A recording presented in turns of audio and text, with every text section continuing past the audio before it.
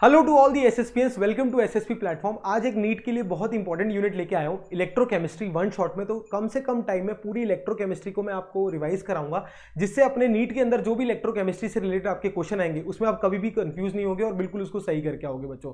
तो फटाफट इस सेशन को अपने फ्रेंड्स रिलेटिव के साथ शेयर कर दीजिए जो नीट की तैयारी कर रहा है या जो भी इलेक्ट्रोकेमिस्ट्री पढ़ना चाहता है। तो एक कॉम्पैक्ट लेक्चर है जिसमें सारी चीज मैंने इलेक्ट्रोकेमिस्ट्री की कवर की है। तो इलेक्ट्रोकेमिस्ट्री स्टार्ट करते हैं बिना आपका टाइम वेस्ट किए बच्चों। इलेक्ट्रोकेमिस्ट्री में सबसे पहला जो क्वेश्चन आता है वो आता है इलेक्ट्रोकेमिकल सेल के ऊपर। और बेसिकली इलेक्ट्रोकेमिकल सेल भी क्या होता है, जिंक कॉपर सेल या जिसे बोलते हैं अपन डेनियल सेल। तो ये आपके सामने मैंने डायग्राम बना रखा है कि जिंक कॉपर सेल क्या है। देखो बच्चों, एक तरफ मैंने जिंक का सॉल्यूशन लिया ZnSO4, उसके अंदर रॉड डिप कर दी जिंक की।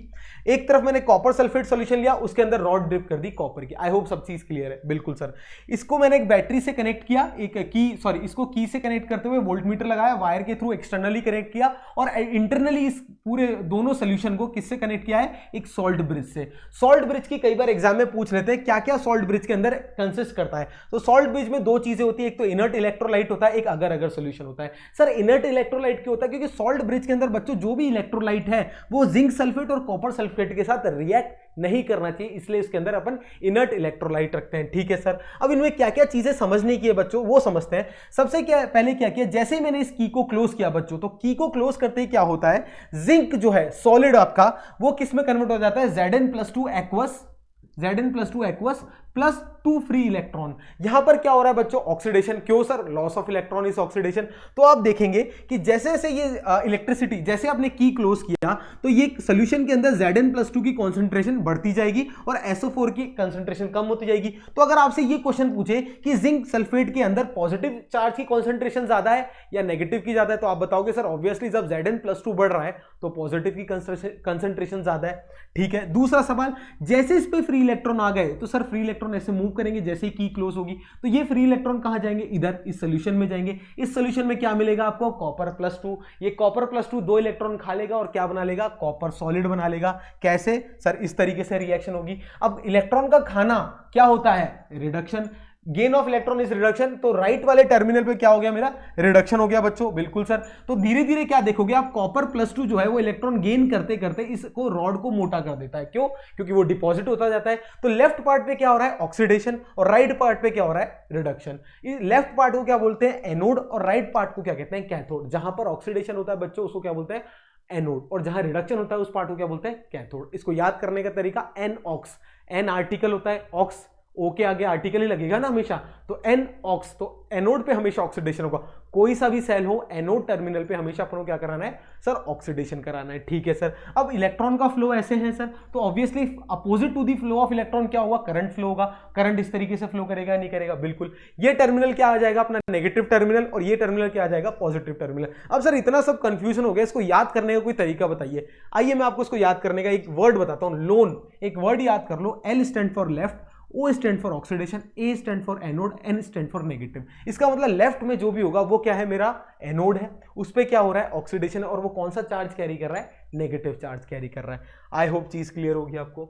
देखो इसको एक बार ड्रॉ कर लीजिए। वोल्टमीटर क्या इंडिकेट करेगा, एक डिफ्लेक्शन शो करेगा, या वोल्टमीटर एक पोटेंशियल की रीडिंग देगा। क्योंकि बेसिकली सेल का फंक्शन यही है बच्चों कि मुझे क्या निकालना है, ई सेल निकालना है, क्या निकालना है, पोटेंशियल निकालना है, स्टैंडर्ड पोटेंशियल निकालना है या सेल पोटेंशियल निकालना है। वो आगे बात करेंगे उन चीजों की। अभी बेसिक फंक्शनैलिटी समझ लीजिए कि डेनियल सेल की बेसिक फंक्शनैलिटी क्या है, कि एनोड पे नेगेटिव चार्ज होता है वहां ऑक्सीडेशन होता है, कैथोड पे पॉजिटिव चार्ज होता है वहां क्या होता है, रिडक्शन होता है। ठीक है बच्चों, बिल्कुल। अगर जैसे मैंने यहां बताया कि जिंक की कॉन्सेंट्रेशन बढ़ती जाएगी तो पॉजिटिव आयन की कंसंट्रेशन बढ़ती जाएगी। यहां क्या हो रहा है, कॉपर+2 इलेक्ट्रॉन खाकर कॉपर की रॉड पे डिपॉजिट हो रहा है। मतलब सॉल्यूशन के अंदर कॉपर सल्फेट की सॉल्यूशन में क्या होता है बच्चा, कॉपर+2 होता है और सल्फेट -2 होता है। बिल्कुल सर। अगर कॉपर+2 की कॉन्सेंट्रेशन कम होती जा रही है, इसका मतलब सल्फेट की कॉन्सेंट्रेशन बढ़ती जा रही है। तो इस सॉल्यूशन के अंदर, दैट इज कैथोडिक टर्मिनल पे जो सॉल्यूशन होगा वहां हमेशा क्या होगा, सॉल्यूशन में नेगेटिव चार्ज ज्यादा होगा।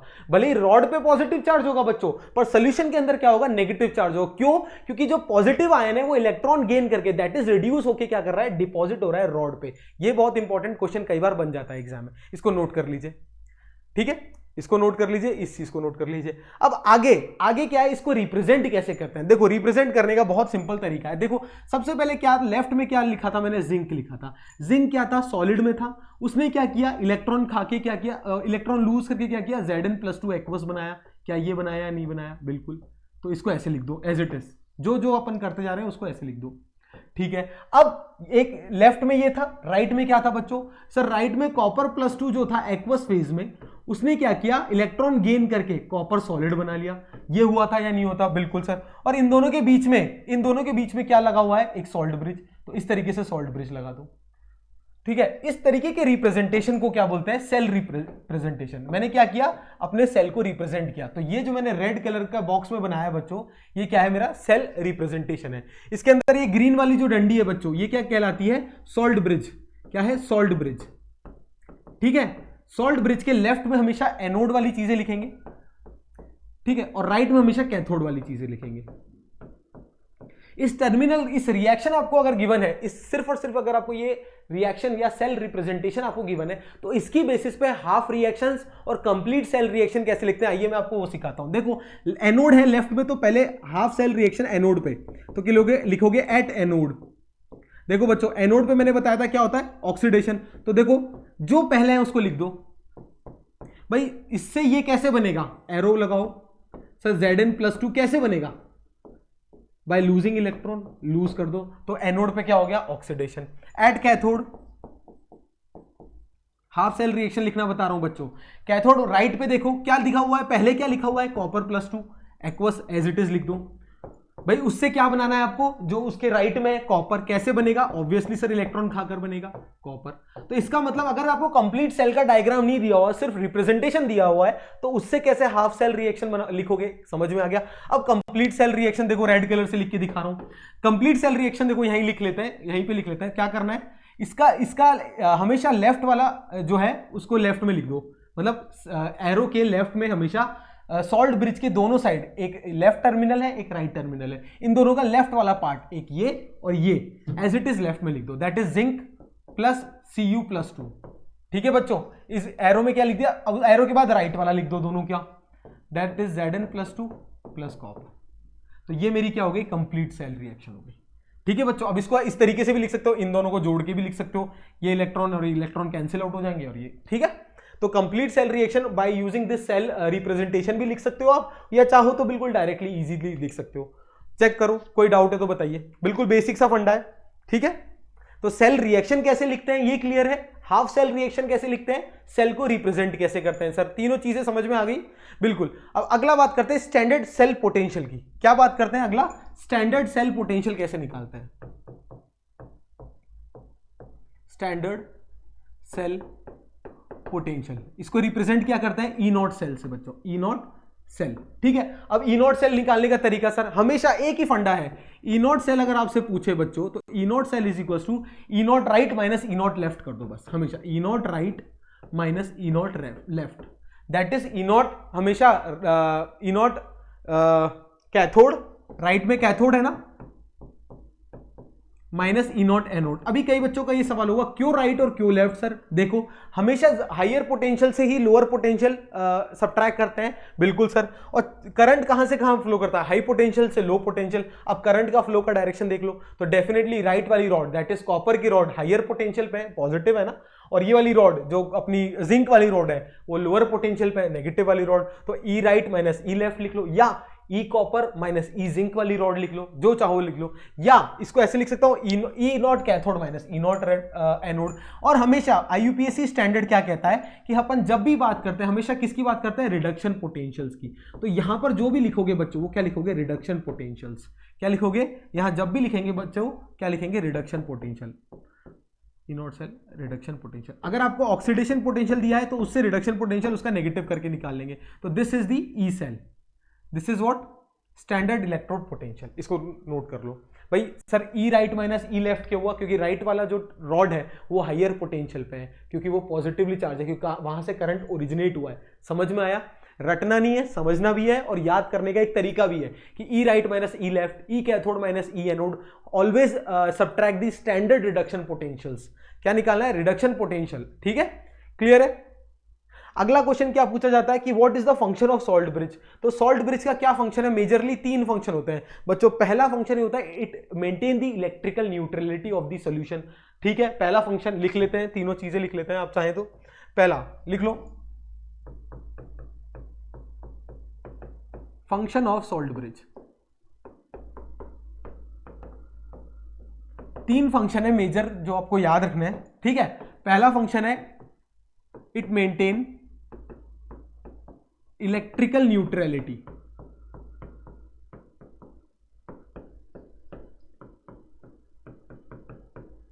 ठीक है सर, पहला फंक्शन क्लियर है, बिल्कुल।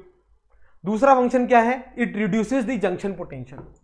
ये जो जंक्शन पे पोटेंशियल होता है, इट टू रिड्यूस, ये बहुत इंपॉर्टेंट है, थियोरेटिकल क्वेश्चन आ सकता है, जंक्शन पोटेंशियल, ठीक है। तो दो इंपॉर्टेंट फंक्शन है, पहला इट मेंटेन इलेक्ट्रिकल न्यूट्रलिटी, दूसरा इट रिड्यूसेस जंक्शन पोटेंशियल, और तीसरा इट कंप्लीट्स द सर्किल, ठीक है, सर्किट, सॉरी सर्किल नहीं, circuit completes the inner circuit.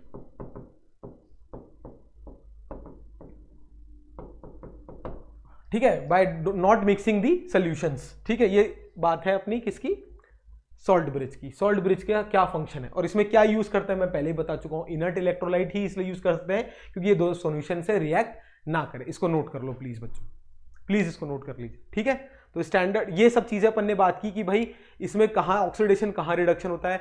दूसरा सेल का रिप्रेजेंटेशन क्या होता है, हाफ सेल रिएक्शंस इस रिप्रेजेंटेशन से कैसे लिखी जाती है, फुल रिएक्शन कैसे लिखी जाती है, ठीक है बच्चों। Standard electrode potential E right minus E left क्यों होता है, क्योंकि राइट वाला टर्मिनल हायर पोटेंशियल पे होता है, ये चाहो तो यहीं लिख लो, ये हायर पोटेंशियल पे है, ये लोअर पोटेंशियल पे है, और ई हायर माइनस ई लोअर ही होगा। कैसे पता चला, क्योंकि मैंने अभी बताया था करंट का फ्लो ऐसे था, याद करो, ये कॉपर वाली रॉड थी, ये जिंक वाली रॉड थी, कॉपर से जिंक करंट का फ्लो था। कैसे था सर, क्योंकि इलेक्ट्रॉन का फ्लो कैसे था, जिंक से कॉपर, तो जो इलेक्ट्रॉन का फ्लो होता है उसके अपोजिट करंट का फ्लो होता है। करंट के फ्लो की हेल्प से मैंने पोटेंशियल पता कर लिया, कौन हायर पोटेंशियल पे है, तो ये हायर पोटेंशियल पे है, ये लोअर पोटेंशियल पे है। तो हायर माइनस लोअर करेंगे मतलब कैथोड माइनस एनोड करेंगे, और हमेशा किसकी बात करेंगे, रिडक्शन पोटेंशियल्स की बात करेंगे, आईयूपीएसी स्टैंडर्ड है, ठीक है बच्चों, बिल्कुल। अगला सवाल क्या पूछते हैं, अगला आपसे एग्जाम में पूछते हैं गिब्स फ्री एनर्जी के बारे में और इक्विलिब्रियम कांस्टेंट के क्यू निकालो। ये दो चीजें भी पूछते हैं, किससे, सेल कांस्टेंट या सेल रिएक्शन से। तो देखो डेल्टा जी नॉट का फॉर्मूला क्या होता है, डायरेक्ट फॉर्मूला है delta G not is equals to minus n F E not cell. E not cell तो अपन निकाल ही चुके हैं बच्चों, कैसे निकाला, अभी देखो ये निकाला। एन क्या होता है, number of electron involve in the reaction, जैसे जिंक वाले केस में 2 इलेक्ट्रॉन इन्वॉल्व है, अगर कोई और एल्यूमिनियम वाला होगा Al+3+3 इलेक्ट्रॉन, तो वहां 3 इलेक्ट्रॉन इन्वॉल्व होंगे। और F क्या है, फैराडेज कांस्टेंट। तो ये जो फॉर्मूला है आपका, इसको इसमें लिख लीजिए क्या क्या रिप्रेजेंटेशन है। Here n is equal to number of electron involve, electrons involve, ठीक है। F क्या है, फैराडेज कांस्टेंट 96500 वैल्यू ले लो इसकी, और E नॉट तो स्टैंडर्ड इलेक्ट्रोड पोटेंशियल, ठीक है, रिडक्शन पोटेंशियल है, हमेशा नोट करना, ठीक है। इसको और किसी फॉर्म में कैसे लिख सकते हैं, देखो delta G not can also be written as minus R T L N K equilibrium. This is what is the relation between delta G not and K equivalent, ठीक है, इक्विलिब्रियम कांस्टेंट, ठीक है बच्चों। इसको इस तरीके से भी लिख सकते हैं। आर क्या होता है, गैस कांस्टेंट, इसकी अगर कैलोरी में लेना है तो 2 वैल्यू ले लो, ठीक है, जूल्स में है तो 25/3 ले लो। ये सब बातें अपन पहले ही कर चुके हैं, इसको नोट कर लीजिए, ठीक है। अब इंपॉर्टेंट बात क्या लिखनी है इसमें, देखो 2 इंपॉर्टेंट बातें लिखनी है। इंपॉर्टेंट बात क्या है, यहां लिख देता हूं, अगर अपन से पूछा है कि स्पॉन्टेनियस है या नहीं है कोई भी रिएक्शन, किसी भी सेल के अंदर जो रिएक्शन हो रही है वो स्पॉन्टेनियस है या नहीं, वो कौन बताएगा, ये डेल्टा जी नॉट की वैल्यू बताएगा। अगर आपकी डेल्टा जी नॉट नेगेटिव आ रहा है, आपको पता है गिब्स फ्री एनर्जी नेगेटिव है, तो मेरी रिएक्शन क्या होती है, स्पॉन्टेनियस होती है। तो बिल्कुल, अगर ये चीज नेगेटिव है तो ऑब्वियसली ये क्या होगा, पॉजिटिव। तो इसका मतलब 2 रिलेशन निकाल लिया। अगर आपको ई नॉट सेल आपको पता है पॉजिटिव है, तो भी आपकी सेल रिएक्शन क्या होगी, स्पॉन्टेनियस। और डेल्टा जी नॉट अगर लेस देन 0 है, दैट इज नेगेटिव, तो ये है these are the condition for spontaneity. ये क्या है, कंडीशन फॉर स्पॉन्टेनिटी, इसको भी नोट कर लो, प्लीज नोट इट डाउन, ठीक है। कोई भी डाउट है तो बताइए। एक और एक्स्ट्रा चीज, डेल्टा जी हमेशा क्या होती है, एडिटिव क्वांटिटी होती है, मतलब इट इज एक्सटेंसिव प्रॉपर्टी। ये भी लिखना चाहो तो लिख लो, ये जो डेल्टा जी होती है वो क्या होती है, एक्सटेंसिव प्रॉपर्टी होती है। डायरेक्टली इसको ऐड कर सकते हैं, एक्सटेंसिव लिख लो, एडिटिव इन नेचर,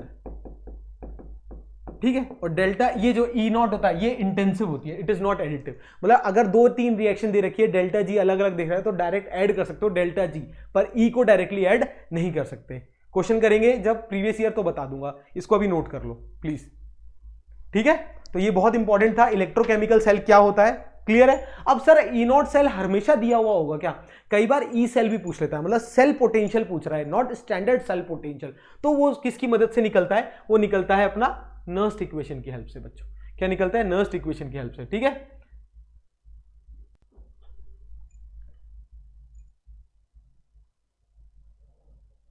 चलो अब ई सेल निकालना है मुझे। How to find E cell, to find E cell of a given reaction, Nernst equation अपन यूज करते हैं। अब देखो इसको समझने का बहुत अच्छा तरीका है, मान लो कोई भी एक रिएक्शन कंसिडर कर लेता हूं मैं, मान लो A plus B B is giving small C capital C plus D D. Chemical kinetics में भी ऐसी इक्वेशन ली थी मैंने। अब इसको थोड़ा समझने के लिए देखो बहुत ध्यान से, मान लो ए जो है मेरी गैस है, बहुत ध्यान से समझेंगे, ए मेरी क्या है, गैस है, बी क्या है, एक्वस सॉल्यूशन है, बी क्या है, एक्वस सॉल्यूशन है, सी मान लो कोई सॉलिड है, या सी कोई सॉलिड या मान लो गैस है, और डी मेरी क्या है, सॉलिड है, ये मान लेते हैं फॉर एग्जाम्पल। ठीक है, इस तरीके से है, या कोई एक्वस ले लो, गैस की जगह इसको एक्वस ले लो। ठीक है, इस तरीके से आपको कोई रिएक्शन दे रखी है, और अब आपसे मैंने बोला ये सेल रिएक्शन है, इसका ई सेल निकालो। तो इसका ई सेल निकालने का क्या तरीका है, डायरेक्ट अपन को याद रखना है, इसका ई सेल क्या होता है, that is cell potential, not standard. Cell potential is defined as E not cell minus 0.059 upon N. क्या, E not cell minus 0.059 upon N L N Q, या क्यू क्या होता है, रिएक्शन कोशेंट। ठीक है, लॉग क्यू, ये Q या QC भी कई बुक्स में मिलेगा, ये होता है क्यूसी क्या होता है, रिएक्शन कोशेंट। अभी बताता हूं इसका मतलब क्या होता है, दिस इज रिएक्शन कोशेंट।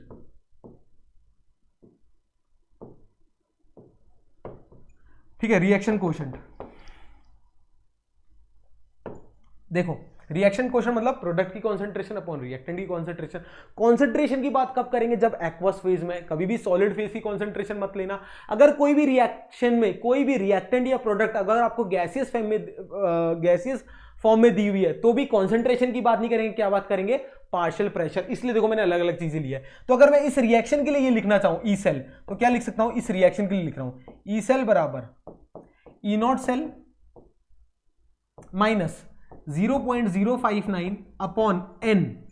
ठीक है, एन लॉग, अब बहुत ध्यान से देखिएगा, लॉग अलग पेन से लिख रहे हैं ब्लैक कलर के, जिससे समझ में आएगा, लॉग प्रोडक्ट की कॉन्सेंट्रेशन। अब देखो कॉन्सेंट्रेशन प्रोडक्ट की हमेशा एक्वस वाली लिखेंगे, अब इसका कोफिशिएंट है वो भी रेज टू द पावर लिख देना, ये गलती मत करना।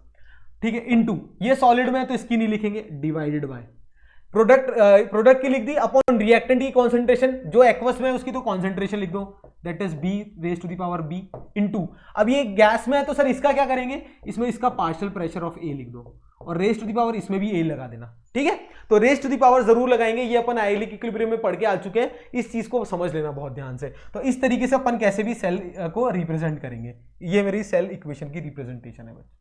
ठीक है, ये बहुत इंपॉर्टेंट पार्ट है, इसको ढंग से समझ लेना। ठीक है, ई सेल क्या होता है, E not cell minus 0.059 upon n, इसको कई बुक्स में 0.06 भी ले सकते हो न्यूमेरिकल सॉल्व करने के लिए। Log reaction quotient, reaction quotient बोले तो प्रोडक्ट की कॉन्सेंट्रेशन अपॉन रिएक्टेंट की कॉन्सेंट्रेशन। जब भी एक्वस फेज में बात करेंगे तभी कॉन्सेंट्रेशन की बात करेंगे, जब अपन बात करेंगे गैसियस फेज में तब पार्शियल प्रेशर की, और सॉलिड के अंदर ना पार्शियल प्रेशर होता है ना ही कोई कॉन्सेंट्रेशन होती है, तो सॉलिड को स्किप कर देंगे। इसको नोट कर लीजिए प्लीज। ठीक है, प्लीज नोट इट डाउन। अब इसी में एनालाइज करेंगे बहुत ध्यान से। अब देखो, अगर आपको गिवन है, अगर आपको इक्विलिब्रियम कंडीशन गिवन है, तो at equilibrium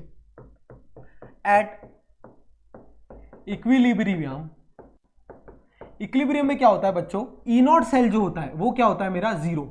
E not cell क्या होता है बच्चा पार्टी, सर जीरो होता है। ठीक है, सॉरी ई नॉट सेल नहीं, ई सेल जीरो होता है। ई सेल क्या होता है मेरा, सेल पोटेंशियल जीरो होता है। सेल पोटेंशियल क्या हो गया, जीरो। इसका मतलब सर, इसका मतलब सेल पोटेंशियल क्या हो गया, जीरो। तो जीरो बराबर E not cell minus log quotient, reaction quotient, और इक्विलिब्रियम में जो रिएक्शन कोशेंट होता है वो क्या हो जाता है, इक्विलिब्रियम कांस्टेंट के बराबर। बिल्कुल सर, के ई क्यू। तो at equilibrium I can say कि E not cell is always equal to what, log E Q, K E Q, sorry note कर लो इसको, बहुत इंपॉर्टेंट रिलेशन है। ठीक है, लॉग ई क्यू।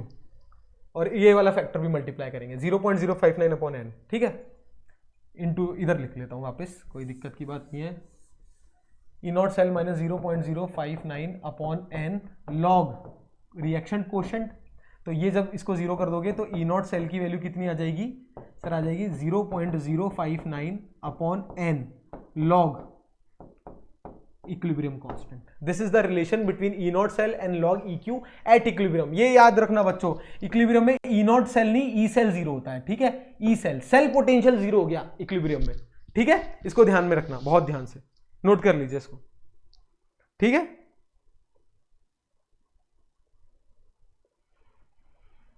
ठीक है, ये है बात ई सेल की। अब मान लो आपको अगर सेम मटेरियल दे रखा है, मान लो अगर मैं कोई भी रिएक्शन लूं, फॉर एग्जांपल दोनों तरफ जिंक ले लूं, ठीक है, बट अलग अलग कॉन्सेंट्रेशन में, तो भी सर मूवमेंट ऑफ इलेक्ट्रॉन होगा, बिल्कुल एनोडिक टर्मिनल बनेगा, कैथोडिक टर्मिनल बनेगा। उस केस में भी क्या सेल पोटेंशियल की बात करेंगे। आइए समझते हैं कैसे करेंगे। अगर आपको उसको क्या कहेंगे, अभी ये डेनियल सेल है, देखना बहुत ध्यान से, ये क्या है, डेनियल सेल है। अब मैं दोनों जगह जिंक ले लूं बच्चों, अगर मैं दोनों जगह जिंक ले लूं, यहां भी जिंक की कॉन्सेंट्रेशन ले लूं, यहां भी जिंक सल्फेट ले लूं, बट दोनों जगह कॉन्सेंट्रेशन अलग अलग ले लूं, तो इसको क्या बोलेंगे, कॉन्सेंट्रेशन सेल बोलेंगे। क्या बोलेंगे, कॉन्सेंट्रेशन सेल। अब कॉन्सेंट्रेशन सेल के लिए अगर मेरे को ई सेल निकालना है बच्चों, अगर मेरे को कॉन्सेंट्रेशन सेल के लिए ई सेल की वैल्यू निकालनी है तो कैसे निकालेंगे, बहुत ध्यान से देखेंगे।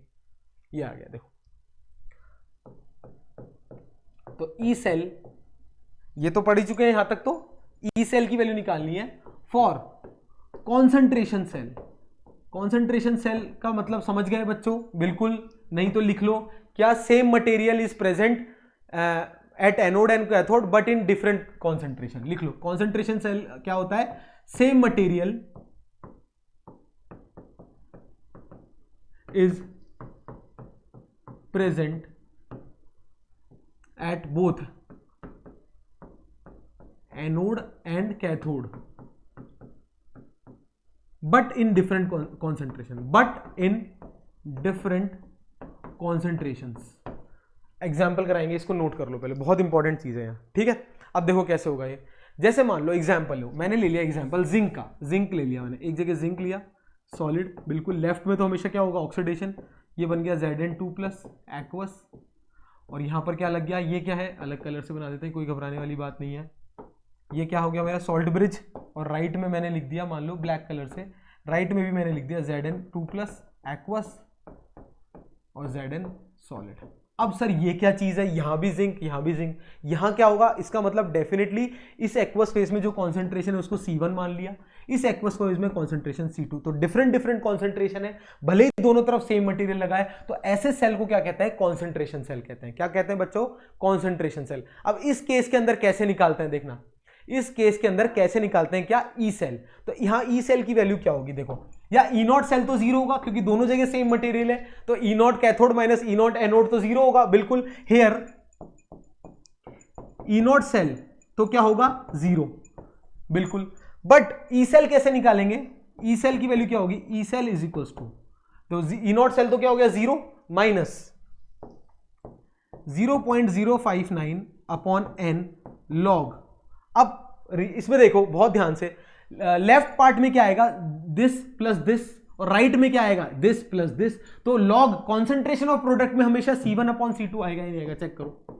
अरे जब इसकी रिएक्शन लिखोगे बच्चा पार्टी, इसकी रिएक्शन लिखो, कैसे लिखोगे, देखो Zn ये वाला प्लस Zn+2, ये C1 कॉन्सेंट्रेशन है, सॉरी Zn ये वाला, Zn+2 ये वाला, Zn+2 कौन सा वाला, C2 कॉन्सेंट्रेशन वाला, इज गिविंग कौन सा, Zn+2 C1 कॉन्सेंट्रेशन वाला प्लस Zn सॉलिड, बिल्कुल। तो अब देखो इस केस में जो रिएक्टेंट है, जो प्रोडक्ट है, उसमें C1 कॉन्सेंट्रेशन है या नहीं है, बिल्कुल, और रिएक्टेंट में C2 कॉन्सेंट्रेशन है, तो इस केस में लॉग कोशेंट जो होगा वो रिएक्शन कोशेंट C1/C2 होगा या नहीं होगा, बिल्कुल। अब देखो इधर, तो इधर ई सेल की जो वैल्यू होगी, E cell is equal to 0 minus, अब वो उसको प्लस अगर करना चाहूं तो प्लस अगर करना चाह रहा हूं मैं, देखो अगर इस वैल्यू को मैं प्लस करना चाह रहा हूं तो इसको रिवर्स कर दो, C2/C1 कर दो सर, तो इसका मतलब ई सेल की वैल्यू कितनी आ गई, 0 plus 0.059 upon n log C2/C1। तो ये क्या है फॉर्मूला फॉर कॉन्सेंट्रेशन सेल। अगर सेम मटेरियल दे रखा है अलग अलग कॉन्सेंट्रेशन पे दोनों टर्मिनल पे, तो उसे कॉन्सेंट्रेशन सेल कहते हैं। उस केस में ई सेल कैसे निकालेंगे, 0.059 upon N log C2 upon C1। C2 मतलब किसकी कॉन्सेंट्रेशन की बात कर रहे हैं सर, इधर देखो सर, कैथोडिक वाले सोल्यूशन की, और C1 मतलब एनोडिक वाले सोल्यूशन की, एक्वस सोल्यूशन की कॉन्सेंट्रेशन की बात कर रहे हैं। आई होप डेरिवेशन क्लियर है। डेरिवेशन ना भी समझ में आए तो फॉर्मूला तो बहुत इजी सा है। ये सर C1 अपॉन C2 क्यों किया, ये तो क्लियर ही होगा क्योंकि ये करते आ रहे हैं। और अगर कॉन्सेंट्रेशन सेल है, दोनों एनोड और कैथोड टर्मिनल अगर सेम ही है, तो ई नॉट सेल तो जीरो हो गया, जीरो हो गया तो ई सेल की वैल्यू निकाल ली। आई होप क्लियर होगा ये चीज, प्लीज नोट इट डाउन। तो ये हो गया for concentration cell, please note it down. रटना नहीं है, समझते भी चलना है, याद भी करते हुए चलना है, कोई टेंशन की बात नहीं है, ठीक है। अगर अब मैं स्टैंडर्ड हाइड्रोजन इलेक्ट्रोड की बात करूं, अब मैं सेल ले रहा हूं क्या, standard hydrogen electrode. Concentration cell clear है, बिल्कुल ये कॉन्सेंट्रेशन सेल की बात है। अब बात करते हैं स्टैंडर्ड हाइड्रोजन सेल, या हाइड्रोजन सेल बोल दो, प्लेटिनियम भी होता इसमें, इलेक्ट्रोड प्लेटिनियम या SHE या इलेक्ट्रोड भी बोलते हैं कई बार इसको, ठीक है। स्टैंडर्ड हाइड्रोजन इलेक्ट्रोड, जनरली आपकी बुक्स में SHE करके लिखा होता है, ठीक है। इसकी बात करते हैं, इसके अंदर क्या होता है, इसके अंदर देखो सेल रिएक्शन कैसे लिखते हैं, इसकी जो सेल रिप्रेजेंटेशन है वो कैसे होगी, देखो प्लेटिनियम की इसमें इलेक्ट्रोड यूज करते हैं PT, ठीक है। इसके अंदर लेफ्ट में क्या होता है, H2/H1H+, ये गैस होता है, गैसियस फेज में है ये, और ये एक्वस फेज में, ठीक है। फिर सॉल्ट ब्रिज लगता है, देखो सॉल्ट ब्रिज लगा, फिर यहां क्या आया, H+ aqueous is giving H2 gas, और इसमें भी प्लेटिनियम इलेक्ट्रोड, इस तरीके से रिप्रेजेंट करते हैं, नोट कर लो इसको, ठीक है। अब देखो स्टैंडर्ड हाइड्रोजन इलेक्ट्रोड है ना बच्चा, बिल्कुल सर, तो इसके अंदर स्टैंडर्ड कंडीशन लिखते हैं, कितना 1 मोलर ये और ये भी 1 मोलर, ठीक है। इसका प्रेशर मान लो P2 ATM, इसका P1 ATM मान लो, ठीक है। इसका मान लो P2 प्रेशर है, प्रेशर P2 ATM है, इसका प्रेशर मान लो इस वाली गैस का है P1 ATM, ठीक है, बिल्कुल क्लियर है, कोई भी डाउट। स्टैंडर्ड सर ये 1 क्यों लिया, ये 1 क्यों लिया, क्योंकि नाम क्या है, standard hydrogen electrode, standard condition मतलब 1 मोलर, यूनिटी मोलर कंडीशन, मोल है ना, मोलैरिटी क्या लेनी है, कॉन्सेंट्रेशन दोनों की यूनिटी लेनी है। क्लियर है बच्चों, कोई भी डाउट है तो बताओ। नहीं सर कोई भी डाउट नहीं है। अब इस केस में अगर सोचो, इस केस को और इसको कंपेयर करो, इन दोनों को लगभग सेम है, यहाँ C2 C1 था, यहाँ P2 P1 है बस। तो इसको अगर मैं ई सेल इसके लिए लिखना चाहूं बच्चों, अगर इसके लिए ई सेल लिखना चाहूं तो क्या मैं ऐसे लिख सकता हूं, देखना यहां लिख रहा हूं, E cell 0.059 upon n log P2 upon P1, बस सर C2 अपॉन C1 की जगह P2 अपॉन P1, क्योंकि यहाँ P2 प्रोडक्ट की इस साइड वाले की और P1 इस तरफ वाले की, लिख लिया। अब एक चीज बताओ, इस केस में, इस केस के अंदर n की वैल्यू भी क्लियर है, n की वैल्यू कितनी है सर 2, लिख दो 2, तो इसका क्या आंसर आ जाएगा 0.059 upon 2 log P2 upon P1। तो अगर आपको प्रेशर दे रखा है तो ई सेल की वैल्यू स्टैंडर्ड हाइड्रोजन इलेक्ट्रोड के केस में भी आप निकाल सकते हो। आई थिंक क्लियर है, इसको नोट कर लो, मजा आ गया। तो अपन ने सारी चीजें पढ़ ली है कि ई सेल कैसे निकालते हैं, ठीक है। वो अगर डेनियल सेल दिया हुआ है, कॉन्सेंट्रेशन सेल दिया हुआ है, स्टैंडर्ड हाइड्रोजन इलेक्ट्रोड दिया हुआ है, तो अपन कैसे कैसे चीजों को निकालेंगे, इसको नोट कर लीजिए बच्चों, बहुत ज्यादा इंपॉर्टेंट है ये चीज। क्लियर है, ओके। कोई भी डाउट है तो कमेंट सेक्शन में डाल दीजिएगा। अब अगला अपना टॉपिक है इलेक्ट्रोकेमिकल सीरीज, बहुत इंपॉर्टेंट है, इससे डायरेक्ट क्वेश्चन आता है। इसका क्या एनालिसिस है वो मैं आपको बताऊंगा। सबसे पहले इतनी याद कर लो, सीरीज यही बहुत है। ब्लू कलर वाले याद करने का तरीका है, लास्ट में एक Fe लिख दो, आयरन, जिसका सबसे ज्यादा होता है, E0 पॉजिटिव, ठीक है। चलो, तो इसको याद करने का तरीका क्या है, लो ऐसे लिख लो, लो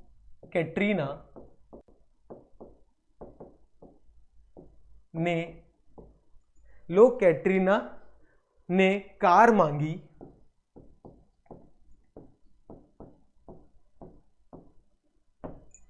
ऑल्टो ज़ैन फरारी,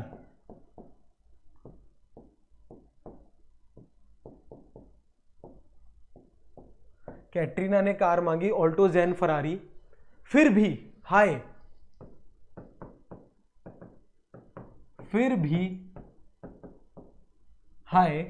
HAYE, हाय मतलब अरे हाय, फिर भी हाय, ठीक है, लिखो फिर भी हाय क्यों मिली, फिर भी हाय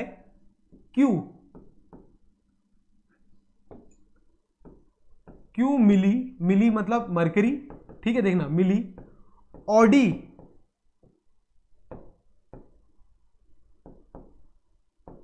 प्लेटिनियम सिल्वर, फिर भी क्यों मिली ऑडी, सॉरी फिर भी क्यों मिली सिल्वर प्लेटिनियम ऑडी, ऐसे याद कर लो। सिल्वर एजी मतलब सिल्वर है ना, हाँ क्यों मिली silver platinum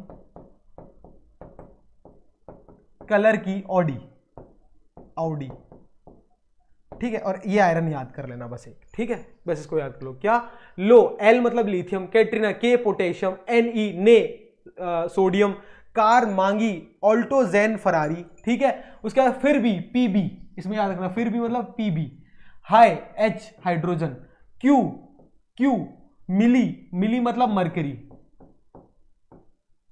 silver platinum Audi, और लास्ट में आयरन एफ लिख लो। अब इसको याद करने का तरीका है, आप लोगों का अपने अपने तरीका हो सकता है, कोई टेंशन की बात नहीं है, किसी को ऐसे याद होता है, किसी को वैसे याद होता है, याद कर लीजिएगा क्योंकि याद रहेगा तो जल्दी क्वेश्चन हो जाएंगे सॉल्व, ठीक है। इसको याद कर लिया। अब इसमें सर बताने वाली बात क्या है, देखो यहां पर जो ई सेल की वैल्यू होती है ये जीरो होती है, ई की वैल्यू क्या होती है, ई आर जीरो होता है। इससे पहले जितनी भी ई है ये क्या है, नेगेटिव है, ये ई की वैल्यू क्या है, इसमें ई आर की वैल्यू क्या है, नेगेटिव है। और इसके हाइड्रोजन के बाद जितने भी है उसमें ई सेल की वैल्यू कितनी होती है, पॉजिटिव होती है, ये याद रखने वाली बात, ठीक है। ई आर ये नॉट है, सारे स्टैंडर्ड पे है, E naught E naught E naught, ठीक है। ये देखो ये नेगेटिव है, ये पॉजिटिव है, क्लियर है। इसको नोट कर लीजिए प्लीज, बहुत इंपॉर्टेंट है ये, ठीक है। ये अब देखो ये ज्यादा में नेगेटिव कम, ये सबसे ज्यादा नेगेटिव वैल्यू लिथियम की होती है, ठीक है। सबसे ज्यादा नेगेटिव वैल्यू है मतलब सबसे कम वैल्यू है देखा जाए तो, और सबसे ज्यादा पॉजिटिव वैल्यू आयरन की है, मतलब सबसे ज्यादा वैल्यू है रिडक्शन पोटेंशियल की, क्लियर है बच्चों। इसको नोट कर लो, अभी इसकी बताऊंगा क्या क्यों काम आती है ये। और हाइड्रोजन की जीरो, स्टैंडर्ड में जीरो माना जाता है, ठीक है। जैसे जैसे अपन टॉप टू बॉटम जाते हैं, रिएक्टिविटी और रिड्यूसिंग पावर क्या होता है, डिक्रीज करता है। पहला इसका एनालिसिस लिखते जाओ, ठीक है। पहला analysis, as we move from top to bottom, मतलब ऊपर से नीचे, इलेक्ट्रोकेमिकल सीरीज, इन इलेक्ट्रोकेमिकल सीरीज, ठीक है। क्या लिखना है आपको, reactivity and reducing power decreases, reactivity and reducing power decreases, क्यों, क्योंकि ई नॉट की वैल्यू बढ़ रही है, reactivity and reducing power decreases. इसको प्लीज नोट कर लीजिए, बहुत इंपॉर्टेंट चीजें बता रहे हैं आपको, ठीक है। इसमें से ही क्वेश्चन आते हैं कई बार direct. As you move top to bottom, reactivity and reducing power decreases, मतलब ऊपर वाले की रिड्यूसिंग पावर ज्यादा और नीचे वाले की रिड्यूसिंग पावर कम। इसका मतलब तो यही हुआ, बिल्कुल चेक कर लो, ठीक है। अब अगर आपसे कोई क्वेश्चन पूछा जाए कि कौन सा मेटल किसको रिप्लेस कर रहा है, भाई ऊपर वाला नीचे को रिप्लेस कर सकता है या नीचे वाला ऊपर को रिप्लेस कर सकता है। जैसे मैं आपसे क्वेश्चन पूछूं, जैसे Zn प्लस CuSO4, ZnSO4 दे रहा है प्लस कॉपर, क्या Cu plus ZnSO4 CuSO4 plus Zn देगा? अब मैं आपसे इसकी फिजिबिलिटी की बात कर रहा हूं। सेकंड पॉइंट, फर्स्ट तो ये था, सेकंड पॉइंट क्या ये रिएक्शन फिजिबल है या नहीं। तो फिजिबिलिटी ऑफ रिएक्शन कैसे चेक करेंगे भाई, इसको चेक करेंगे इसी से। देखो जिंक ऊपर आ रहा है या नीचे आ रहा है, चेक करो भाई। सर जिंक ऊपर है, कॉपर नीचे है, तो ऊपर वाला जो मेटल होता है वो नीचे वाले मेटल को रिप्लेस कर लेता है। तो जो ऊपर वाला मेटल है ये क्या है, ऊपर है, इसकी रिड्यूसिंग पावर क्या है, कम, इसकी रिएक्टिविटी ठीक है डिक्रीजेस, ओके, रिड्यूसिंग पावर इसकी क्या है, ज्यादा, और इसकी रिड्यूसिंग पावर क्या है, कम। तो इसको क्या करेगा, रिप्लेस कर लेगा। But on the other hand ये कहां है, नीचे, तो इसकी रिड्यूसिंग पावर क्या है, कम, तो ये इसको रिप्लेस नहीं कर पाएगा। तो याद करने का क्या तरीका है, इस सीरीज में देखो ऊपर वाला मेटल हमेशा नीचे वाले मेटल को रिप्लेस कर लेता है, डिस्प्लेस कर लेगा, ठीक है। ये लिख लेना, ठीक है। हिंदी में लिख लेते हैं, लिख लो, ऊपर वाला मेटल, ठीक है, नीचे वाले को डिस्प्लेस कर लेता है। नोट कर लेना इसको, बहुत इंपॉर्टेंट है भाई। ऊपर वाला जो मेटल है वो नीचे वाले को रिप्लेस कर लेगा, इसलिए second reaction is not feasible, first is feasible. अब आपसे कभी भी कोई पूछेगा क्या ये रिएक्शन होगी, क्या ये मेटल इस मेटल को डिस्प्लेस कर पाएगा, नहीं कर पाएगा, इलेक्ट्रोकेमिकल सीरीज देखेंगे, जिसकी रिड्यूसिंग पावर ज्यादा वो कर लेगा रिड्यूस। मतलब कहने की बात है जो इलेक्ट्रोकेमिकल सीरीज में ऊपर आ रहा है वो नीचे वाले को रिप्लेस कर लेगा। इसको नोट कर लीजिए, बहुत इंपॉर्टेंट एनालिसिस है ये। 2 एनालिसिस है, इस पे ही क्वेश्चन आता है मोस्टली। ठीक है बच्चों, प्लीज नोट इट डाउन। ठीक है, चलो अब नेक्स्ट टॉपिक है अपना इलेक्ट्रोलाइटिक सेल। अपन ने अभी इलेक्ट्रोकेमिकल सेल पढ़ा, अब नेक्स्ट है इलेक्ट्रोलाइटिक सेल। इलेक्ट्रोलाइटिक सेल क्या होता है? ऐसा सेल जो इलेक्ट्रिकल एनर्जी को केमिकल एनर्जी में कन्वर्ट करता है। क्या करता है? इलेक्ट्रिकल एनर्जी आप दोगे और उस एनर्जी को किस में कन्वर्ट कर देगा? केमिकल एनर्जी में। इसको नोट कर लीजिएगा, केमिकल एनर्जी। ठीक है, इलेक्ट्रिकल एनर्जी आप देंगे इसको, इलेक्ट्रोलिटिक में एनर्जी देंगे और वो केमिकल एनर्जी में कन्वर्ट कर लेगा। ठीक है, अब देखो इसका ये डायग्राम है, इसमें मोल्टन NaCl लिया, मतलब सिर्फ इसमें Na+ है और Cl- है, मोल्टन है, नॉट एक्वस। इसको नोट करना ये बात। ठीक है, दोनों तरफ क्या है? इनर्ट इलेक्ट्रोड है। ये क्या है? ये भी इनर्ट इलेक्ट्रोड है, इनर्ट इलेक्ट्रोड। ठीक है, क्या लिया मैंने? Inert electrode. ठीक है, लेफ्ट में हमेशा एनोड होगा, राइट में कैथोड होगा, आपको पता ही है। अब सर इसमें क्या होगा? LOAN इसमें नहीं काम करता, इसमें देखो क्या काम करता है। मैंने आपको एक फंडा बता रखा है, ऑक्सीडेशन होगा एनोड पे। अभी बताया था, NOx बताया था कि एनोड पे ऑक्सीडेशन होगा, कैथोड पे रिडक्शन होगा। तो इसमें देखो कैथोड पे क्या होगा? रिडक्शन। तो इस पे सबसे पहले लिखो एट कैथोड। कैथोड पे क्या होगा? रिडक्शन। कैसे होगा? देखो Na+ क्या करेगा? एक इलेक्ट्रॉन खाएगा और क्या बना लेगा? Na solid. मोल्टन NaCl है तो Na+ क्या करेगा? फ्री इलेक्ट्रॉन खाएगा, क्या करेगा? ये फ्री इलेक्ट्रॉन आया कहां से? Sir at anode. एनोड पे फ्री इलेक्ट्रॉन मिला, क्योंकि एनोड पे क्या होता है? ऑक्सीडेशन। ऑक्सीडेशन बोले तो Cl- है बिल्कुल अपने पास। Cl- क्या करेगा? हाफ Cl2 गैस में कन्वर्ट होगा बिल्कुल, प्लस कितने इलेक्ट्रॉन दे देगा? 1 इलेक्ट्रॉन दे देगा। तो ये क्या हो गया? एनोड पे ऑक्सीडेशन। बस याद रखना, एनोड पे हमेशा ऑक्सीडेशन कराना है, कैथोड पे हमेशा रिडक्शन कराना है। करा दिया, चेक करो बिल्कुल। तो एनोड पे जो इलेक्ट्रॉन मिला उसको खा लिया किसने? कैथोड पे। क्वेश्चन इसमें क्या पूछता है? पूछता है find what is the product of electrolysis, कि प्रोडक्ट क्या मिला। तो देखो क्या कह सकते हो, एक तो सोडियम मिला और दूसरा क्या मिला? क्लोरीन गैस मिली। ये सोडियम कहां मिला? कैथोड पे मिला या नहीं मिला? तो कैथोड पे सोडियम मिला सर, और एनोड पे क्या मिला? क्लोरीन गैस मिली। ये क्या है? प्रोडक्ट ऑफ इलेक्ट्रोलाइसिस है। बिल्कुल इजी सा है, सिंपल सा फंडा है। बट अगर ये मोल्टन की जगह एक्वस देता तो ये फंडा बदल जाता। क्यों सर? फिर उस केस में मेरे पास H+ और OH- आयन भी तो होते। भाई मोल्टन है तो Na+ Cl- है, समझ में आया। पर अगर एक्वस होता सर तो H+ और OH- आयन भी होते। अब उस केस में क्या करना है? तो उस केस के लिए अपन पढ़ते हैं क्या? Preferential discharge theory. तो एक्वस फेज के अंदर अपन अब कैसे डिसाइड करेंगे कि कौन सा आयन जो है वो कैथोड पे माइग्रेट करेगा? भाई H+ करेगा, Na+ करेगा, या कौन सा आयन जो है एनोड पे माइग्रेट करेगा? तो माइग्रेशन किसने बताया? प्रेफरेंशियल डिस्चार्ज थ्योरी ने। तो ये बहुत ध्यान से समझना। देखो अगर फॉर एक्वस NaCl, अगर एक्वस NaCl में कौन कौन सा आयन इन्वॉल्व है? देखो एक तो सर NaCl के लिए क्या इन्वॉल्व था? Na+ plus Cl-। अगर एक्वस है तो वाटर भी अवेलेबल है, तो क्या होगा? H+ प्लस Cl- भी होगा या नहीं होगा? चेक करो बिल्कुल। अब इसमें से कौन माइग्रेट करेगा? ये किसने कंक्लूड करते हैं? ये प्रेफरेंशियल डिस्चार्ज थ्योरी के थ्रू कंक्लूड करते हैं। देखो अगर कैटायन की बात करें, देखना फॉर कैटायन, बहुत ध्यान से समझना इस चीज को भाई। अगर कैटायन की बात करेंगे, फॉर कैटायन, भाई मुझे डिसाइड करना है कि कैटायन कौन माइग्रेट करेगा। तो जिसकी E0R की वैल्यू ज्यादा होगी, जिसकी E0R की वैल्यू मोर, वो माइग्रेट करेगा, दैट विल माइग्रेट। अभी समझाते हैं एग्जांपल के साथ।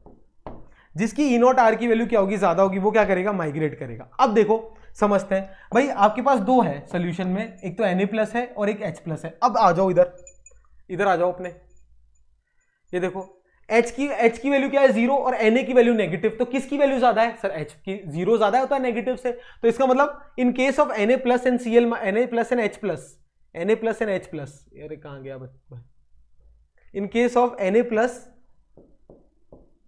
और H+, तो इसकी E0 की वैल्यू ज्यादा, E0R इसकी ज्यादा है H की एज कंपेयर टू इससे, तो ये माइग्रेट नहीं करेगा, ये माइग्रेट करेगा, तो H प्लस माइग्रेट करेगा। अब माइग्रेट बोले तो सर इसका मतलब H प्लस क्या करेगा, इलेक्ट्रॉन खा लेगा, इलेक्ट्रॉन खा के क्या बना लेगा, हाफ H2 गैस। बिल्कुल सर, कोई भी डाउट? अरे अब ये क्या हुआ, कैथोड पे हुआ या नहीं हुआ, क्योंकि सर इलेक्ट्रॉन खाना मतलब कैथोड, भाई प्लस तो खाएगा ही खाएगा। कैथोड पे रिडक्शन हो गया या नहीं होगा, तो कैथोड पे क्या मिला, प्रोडक्ट ऑफ, आपको प्रोडक्ट क्या मिला कैथोड पे, प्रोडक्ट ऑफ इलेक्ट्रोलाइसिस में क्या मिला, H2 गैस। तो हमेशा याद रखना, अगर कैटायन के लिए देखना है तो E0R की वैल्यू देखो, ठीक है। अब सर अगर एनायन के लिए देखना है तो क्या करेंगे, फॉर एनायन लिखो, फॉर एनायन, एनायन के लिए एक सीरीज है जो आपको याद रखनी है। एनायन अगर कौन माइग्रेट करेगा उसकी एक सीरीज है, माइग्रेशन ऑर्डर है बेसिकली, क्या है, पहले सल्फेट होता है SO4 2-, ठीक है, ये सीरीज है, सबसे कम माइग्रेट ये करता है, उससे ज्यादा कौन माइग्रेट करता है, NO3- माइग्रेट करता है, ऐसे। ये क्या है, माइग्रेशन ऑर्डर है, सल्फेट, नाइट्रेट, OH-, फिर Cl-, फिर Br-, फिर I-, ये क्या है, ऑर्डर ऑफ माइग्रेशन। क्या है बच्चों, ये है ऑर्डर ऑफ माइग्रेशन।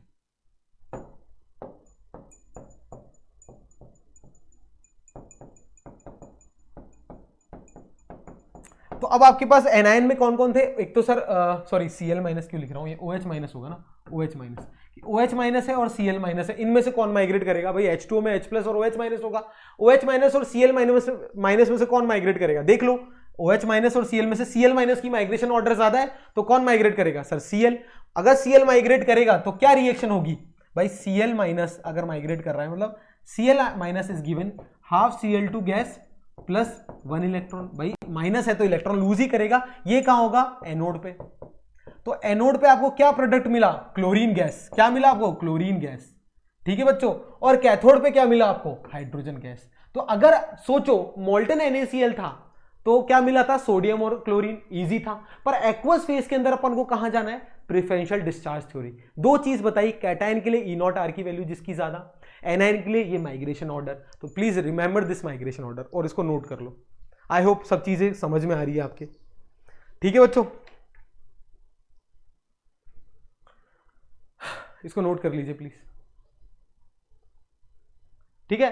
अब अगले टॉपिक के लिए मूव करते हैं अपन। अगला है अपना फैराडेज लॉ। बहुत इजी है, दो लॉ पढ़ने अपन को फैराडेज के, पहला फर्स्ट लॉ फिर सेकंड लॉ। आइए पहले लॉ की बात करते हैं। फर्स्ट लॉ क्या कहता है, फर्स्ट लॉ क्या कहता है कि जो वेट डिपॉजिट हुआ किसका, मेटल का, वो किसके प्रोपोर्शनल होता है, जितना आपने चार्ज क्या किया, पास किया। इलेक्ट्रोलाइटिक सेल के लिए होता है, तो weight deposit on the electrode is directly proportional to charge pass through it.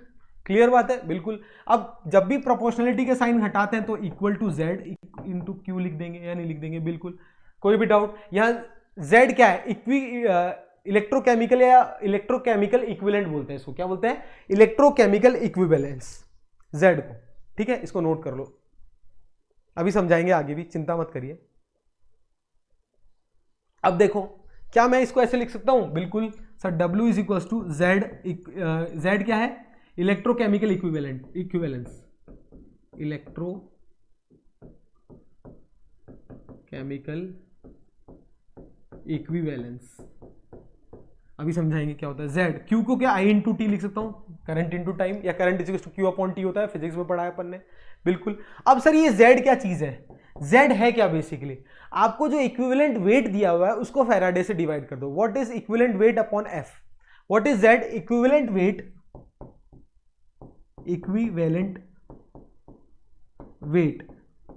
Divided by F is वही 96500, ये हो गया Z इंटू IT, ये होता है मेरा वेट डिपॉजिटेड, ठीक है। या उल्टा, weight upon equivalent weight is equal to IT upon F, ऐसे भी लिख सकते हो, कैसा भी लिख लो, कोई दिक्कत नहीं है, ठीक है।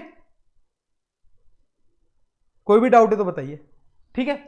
इसको मैं ऐसे भी लिख सकता हूं, देखना भाई, मैं लिख सकता हूं, इधर लिख रहा हूं, देखो, weight upon equivalent wait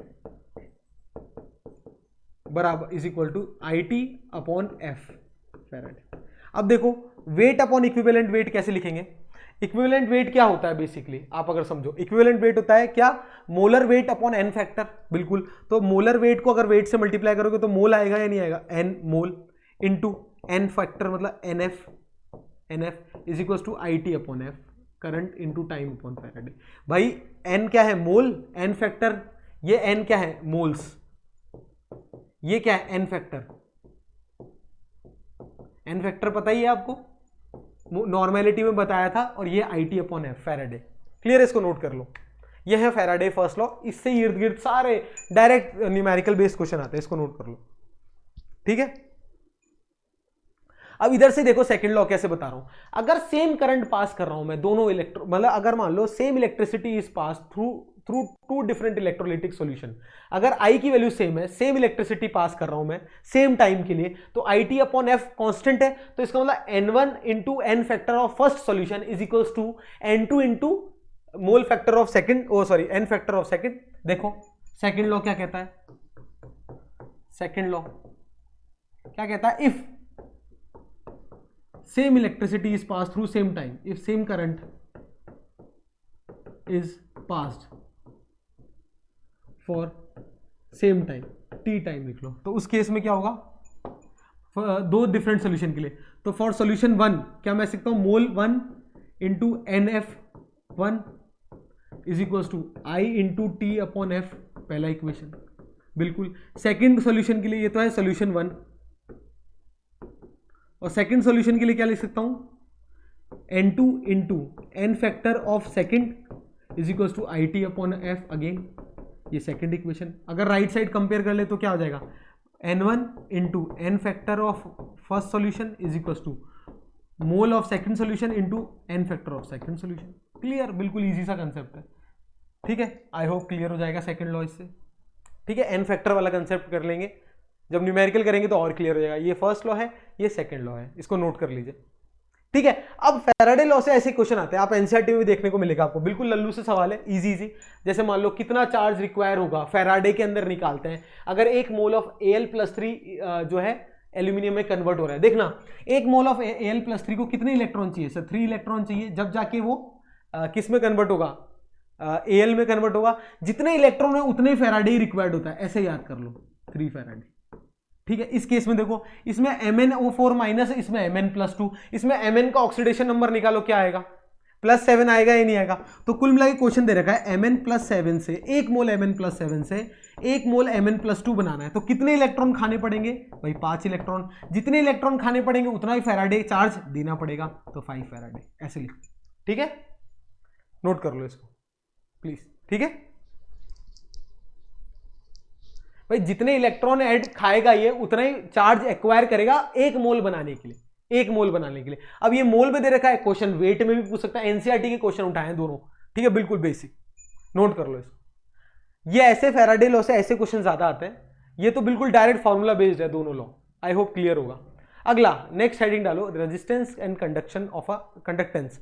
resistance और कंडक्टेंस क्या होता है, आइए समझते हैं। देखो रेजिस्टेंस किसी भी सेल का अगर निकालना है, R इक्वल टू क्या होता है? Rho into L upon A. या रो क्या है? स्पेसिफिक रेजिस्टेंस या कंडक्टिविटी, कंडक्टिविटी बोलते हैं इसको। L separation between the 2 electrodes of a cell. A क्या होता है? Cross sectional area. अगर इससे मैं रेजिस्टिविटी लिखना चाहूँ रो, वो क्या लिख सकता हूँ? R इंटू ए अपॉन एल लिख सकता हूँ या नहीं लिख सकता? बिल्कुल, यहाँ क्लियर है सब बातें, बिल्कुल। यहाँ L क्या है? Separation between 2 electrodes. ए क्या है? क्रॉस सेक्शनल एरिया, ये सब आपको पता है, बचपन की बातें हैं, क्रॉस सेक्शनल एरिया, ठीक है। और एल क्या है? एल बता दिया। ए रो क्या है? रेजिस्टिविटी। ओम क्या है? ओम मीटर, ओम या ओम सेंटीमीटर में लेते हैं। और आर क्या है? रेजिस्टेंस। ये क्या है? रेजिस्टेंस, ओम में इसको लिखते हैं, ठीक है। ये तो है रेजिस्टेंस की बात। अगर रेजिस्टेंस का उल्टा कर दूं तो क्या होगा? कंडक्टेंस आएगा या नहीं आएगा? भाई अगर रेजिस्टेंस का उल्टा कर दूंगा तो क्या आएगा? कंडक्टेंस। तो कंडक्टेंस को किससे लिखते हैं? जी से डिनोट करते हैं, कंडक्टेंस। कंडक्टेंस बोले तो G. What is G? G is equal to 1 upon resistance, 1 upon R. लिख लो 1 अपॉन आर, बोले तो आर को लिख रो L अपॉन ए, ये मेरा जी के बराबर हो गया, ठीक है।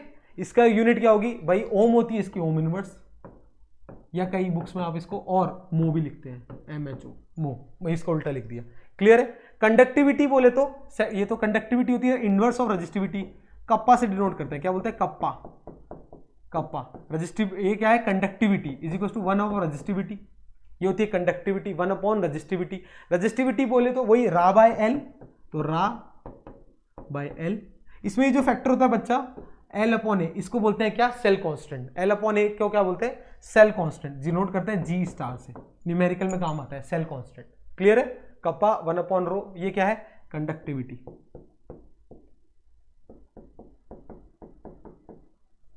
इसकी यूनिट क्या होती है इसकी क्या होती है कंडक्टिविटी की क्या होती है ओम सेंटीमीटर, इसकी रजिस्टिविटी की ओम सेंटीमीटर, तो ओम सेंटीमीटर इनवर्स, या कहते हैं मो सेंटीमीटर इनवर्स भी बोल दो इस पूरे की, किसकी कंडक्टिविटी की, क्योंकि रजिस्टिविटी क्या होती है ओम सेंटीमीटर, उसका इनवर्स कर दिया मैंने, प्लीज नोट इट डाउन।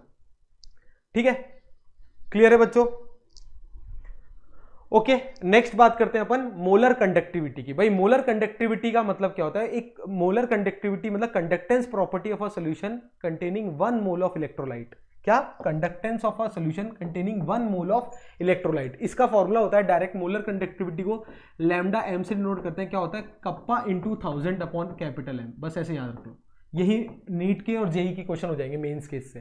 ठीक है, एम क्या होती है molarity, M is what molarity, ये मोलर कंडक्टिविटी का फॉर्मूला है। कप्पा वही क्या होते हैं, कप्पा ये रहा कंडक्टिविटी, अभी बताया था। ठीक है, एम क्या होता है molarity, M is what molarity, note कर लो इसको। ठीक है, अब जब यह है मोलर कंडक्टिविटी है बच्चों, ये क्या है मोलर कंडक्टिविटी, बट अगर मैं 1 ग्राम इक्विवेलेंट इलेक्ट्रोलाइट ले लूं, when 1 gram equivalent of electrolyte is dissolved in a solution, तब उस केस में जो कंडक्टिविटी होती है उसको क्या बोलते हैं equivalent conductivity, EQ, lambda EQ। ये क्या था 1 मोल के लिए, जब 1 ग्राम इक्विवेलेंट ले रहे हो इलेक्ट्रोलाइट तो क्या निकालोगे लैम्डा EQ, क्या बोलते हैं इसको इक्विवेलेंट कंडक्टिविटी, क्या बोलते हैं इक्विवेलेंट कंडक्टिविटी। इसमें क्या फर्क होता है, बस कप्पा इंटू 1000 अपॉन एम की जगह क्या रख दो n नॉर्मेलिटी, बस क्या कर दो n नॉर्मेलिटी से डिवाइड कर दो, खत्म। ये क्या होगा इक्विवेलेंट कंडक्टिविटी, ये क्या होता है नॉर्मेलिटी। ठीक है, ये क्या होता है इक्विवेलेंट कंडक्टिविटी, ये अलग होता है दोनों, है ना। आज के बाद सारा कंफ्यूजन दूर हो जाना चाहिए, है ना। ये क्या है molar conductivity, please note it down, ये मोलर कंडक्टिविटी। और एन और एम के बीच में आपको रिलेशन पता होगा, नॉर्मेलिटी क्या होती है मोलैरिटी इंटू एन फैक्टर। भाई यहां लिख लो नॉर्मेलिटी इज इक्वल टू क्या होता है molarity into N factor, please note it down, कई बार क्वेश्चन में काम आ जाता है। ठीक है, तो इन दोनों में भी रिलेशन निकाल सकते हो इससे, इजी है, कोई बड़ी बात नहीं है, आसान सी चीज है। ठीक है, ठीक है, यह है मोलर कंडक्टिविटी की बात की। अगर अब मैं ग्राफ ड्रॉ करूं किसका, लैम्डा एम और कॉन्सेंट्रेशन के बीच में बच्चों, देखो मैं ग्राफ ड्रॉ करके बताता हूं आपको, कई बार वो ग्राफ में पूछ लेता है क्वेश्चन। ये मान लो y एक्सिस पे मैंने मोलर कंडक्टिविटी ले ली और x एक्सिस पे कॉन्सेंट्रेशन ले लिया। ठीक है, यहां क्या ले लिया मैंने मोलर कंडक्टिविटी लैम्डा एम, और यहां ले लिया रूट ऑफ कॉन्सेंट्रेशन। एनसीईआरटी का बिल्कुल ये ग्राफ इंपॉर्टेंट है, ध्यान दीजिएगा। इसमें क्या रिलेशन होता है आपको पता है कि लैम्डा एम और कॉन्सेंट्रेशन के अंदर एक रिलेशन होता है, that is molar conductivity is equal to molar conductivity of at standard condition minus root C. ठीक है, इसको ऐसे याद रख लो, माइनस रूट सी, या ए या एक्स रूट सी मान लो, या ए रूट सी लिख लो। ठीक है, ये लिख लो, ये होता है रूट सी। तो इसका मतलब ये क्या है मोलर कंडक्टिविटी। अब लैम्डा एम नॉट क्या होती है एट 0 कॉन्सेंट्रेशन, या है मोलर कंडक्टिविटी एट 0 कॉन्सेंट्रेशन, या इन्फानाइट डाइल्यूशन भी बोलते हैं इसको, क्योंकि कॉन्सेंट्रेशन जब 0 होगी तो डाइल्यूशन क्या होगा इन्फानाइट। तो अब देखो 2 ग्राफ बनते हैं, एक बनता है किसके लिए स्ट्रॉन्ग इलेक्ट्रोलाइट के लिए, और एक बनता है किसके लिए वीक इलेक्ट्रोलाइट के लिए बच्चों। ठीक है, ठीक है, तो ये जो रेड वाला ग्राफ है ये किसके लिए होता है स्ट्रॉन्ग इलेक्ट्रोलाइट के लिए, और ये ब्लू वाला किसके लिए होता है वीक। ये ग्राफ किसके लिए है वीक इलेक्ट्रोलाइट के लिए, और ये ग्राफ किसके लिए स्ट्रॉन्ग। अब देखो जैसे जैसे कॉन्सेंट्रेशन 0 हो रही है, यहां कॉन्सेंट्रेशन क्या है 0, उस पॉइंट पर ये जो पॉइंट है ये क्या होता है लैम्डा एम नॉट, मतलब मोलर कंडक्टिविटी एट 0 कॉन्सेंट्रेशन या इन्फानाइट डाइल्यूशन। भाई कॉन्सेंट्रेशन 0 कब टेंड करेगी जब डाइल्यूशन इन्फानाइट होगा। ठीक है। अब इन चीजों को कैलकुलेट करने के लिए कोलराज भाई साहब ने लॉ बनाए कि कैसे मैं लैम्डा EQ या ये सब कैलकुलेट करता हूं। तो to find the limiting molar conductivity of weak electrolyte, भाई स्ट्रॉन्ग की तो इजीली निकल जाती है ग्राफ से, पर वीक की जो इनफाइनाइट डाइल्यूशन पे कुछ पता नहीं चल रहा है ये ग्राफ कहां कट कर रहा है। तो इसके लिए कोलराज भाई साहब ने लॉ बनाया, कोलराज लॉ। तो मोलर कंडक्टिविटी, अगर लिमिटिंग मोलर कंडक्टिविटी निकालना है अपन को, to find the limiting molar conductivity of a weak electrolyte, I use this law to find limiting molar conductivity of weak electrolyte, weak electrolyte के लिए ये चीज यूज करते हैं। ठीक है बच्चों, प्लीज नोट कर लो। ये क्या कोलराज लॉ की स्टेटमेंट क्या कहती है, बहुत इंपॉर्टेंट है, ध्यान रखना। ये क्या कहता है कि जो कंडक्टिविटी, इक्विवेलेंट कंडक्टिविटी होती है या इक्विवेलेंट कंडक्टेंस होता है किसी भी इलेक्ट्रोलाइट का इनफाइनाइट डाइल्यूशन पे, क्या कहता है, equivalent conductivity of any electrolyte at infinite dilution, of an electrolyte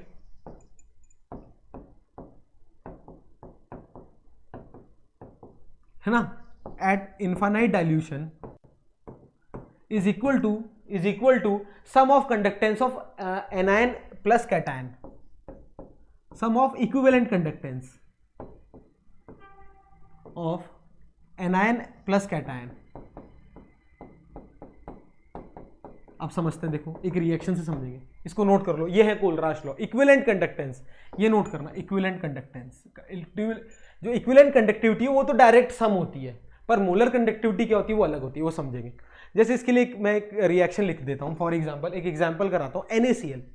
जैसे मान लो मैं लिख दिया NaCl, ये अगर अपने आयंस पे ब्रेक होगा तो क्या होगा, Na प्लस Cl माइनस। इसके लिए जो इक्विवेलेंट मोलर कंडक्टिविटी होगी क्या, लैम्डा EQ जो होगा वो क्या होगा, लैम्डा EQ ऑफ Na+, ठीक है, वो क्या होगा, lambda naught of Na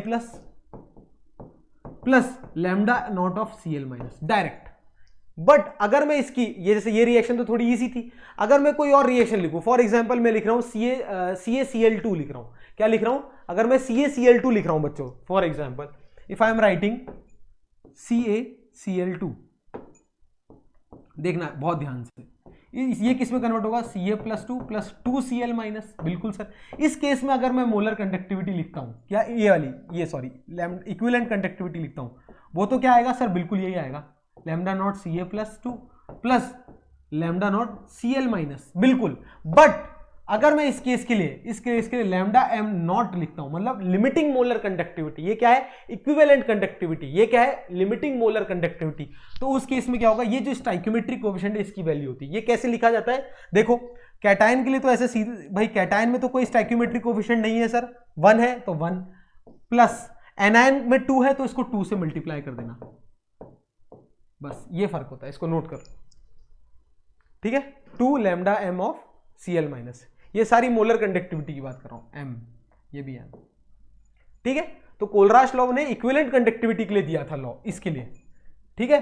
but अपन ने इससे ये ऐसे इस तरीके से निकालेंगे, लिमिटिंग मोलर कंडक्टिविटी पूछेंगे तो जो स्टाइक्योमेट्रिक कोएफिशिएंट है उसकी बहुत ज्यादा वैल्यू होगी। क्लियर है बच्चों, प्लीज इसको नोट कर लो, बहुत इंपॉर्टेंट है ये, ठीक है, ठीक है। अब दूसरा कोलराज भाई साहब ने क्या बताया था, अगला 2 फॉर्मूला और बताए थे। एक तो अगर आपको डिग्री ऑफ डिसोसिएशन पूछा है, क्या पूछा है, पहला अगर आपको डिग्री ऑफ डिसोसिएशन पूछा है,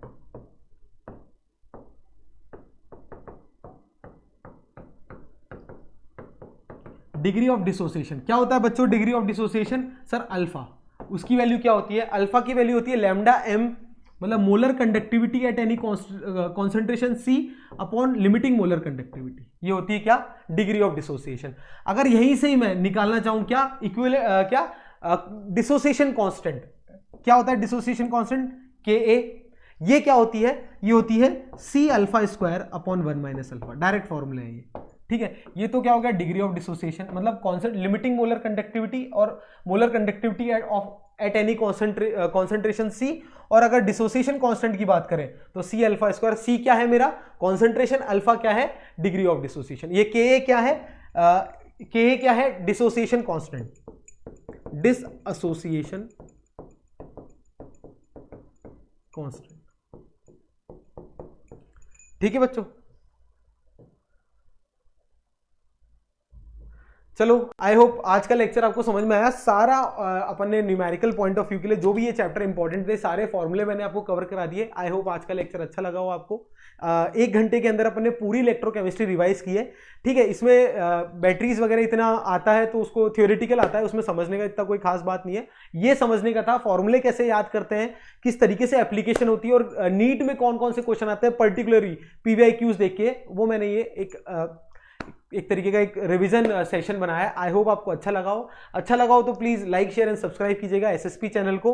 और अगर आप मेरे से जुड़ना चाहते हैं तो केमिस्ट्री मंत्रा विद अभिषेक, ये मेरा टेलीग्राम चैनल है। If you want to connect with your AB sir you can connect. और अगर आपको ये लेक्चर अच्छा लगा हो तो प्लीज इसको लाइक कीजिएगा और जितना लोगों तक पहुंचा सके उतना पहुंचाइएगा। मिलते हैं अगले वीडियो में। टिल देन टेक केयर और अच्छे से पढ़ाई करो बच्चों।